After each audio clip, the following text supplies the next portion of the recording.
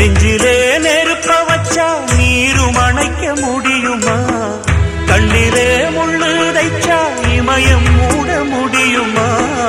பாரத கதையும் கூட பழியில் முடிஞ்ச காவியந்தான்.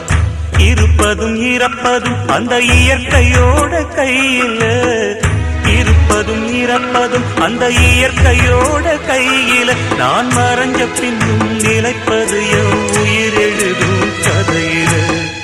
சந்திரனே சூரியனே நட்சத்திர நாயகனே, சந்திரனே சூரியனே நட்சத்திர நாயகனே.